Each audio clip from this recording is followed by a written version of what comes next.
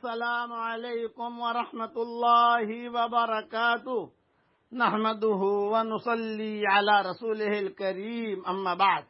آج کا سبق سن لیجئے۔ آج کے سبق کی سرخی ہے نماز سے دوستی کیجئے، پارٹ نمبر 46۔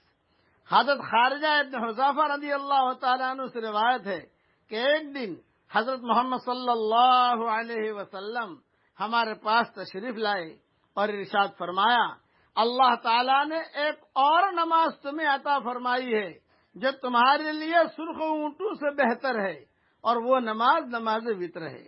اللہ تعالیٰ نے تمہارے لیے اس کا وقت نماز عشاء کے بعد سے لے کر طلوع فجر تک کا یعنی صبح صادق تک کا وقت مقرر فرمایا ہے۔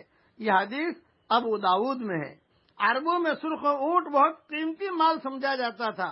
آج کل میں سرخ اونٹ والی حدیث کو کہتا ہوں، جیسے کہا نا کہ تمہارے لیے سرخ اونٹوں سے بہتر ہے، یعنی تمہارے لیے BMW سے بہتر ہے۔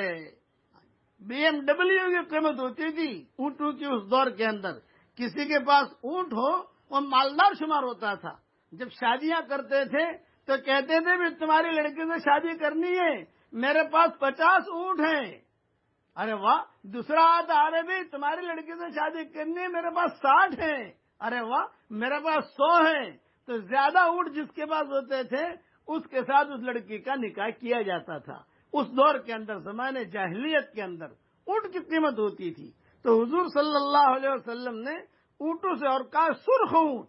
اونٹوں کے بھی رنگ ہوتے ہیں، رنگ الگ الگ کلر کے ہوتے ہیں، بھورا بھی ہوتا ہے، لال بھی ہوتا ہے، تھوڑا سا جو ہے اس پر داغ بھی ہوتے ہیں، سب کی جو ہے ترتیبیں الگ الگ ہوتی ہیں۔ یہاں فرمایا تمہارے لیے سرخ اونٹ سے بہتر ہے، اور وہ وتر کی نماز ہے۔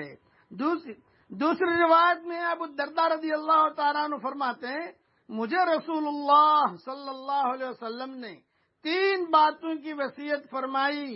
نمبر 1، ہر مہینے میں 3 دن کے روزے رکھنا۔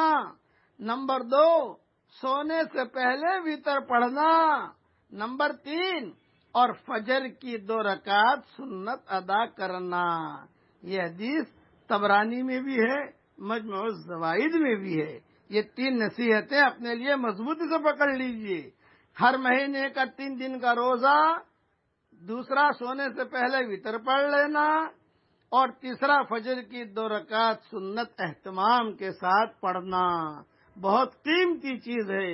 اللہ تعالی ہم سب کو عمل کرنے کی توفیق عطا فرمائے، آمین۔ وآخر دعوانا ان الحمدللہ رب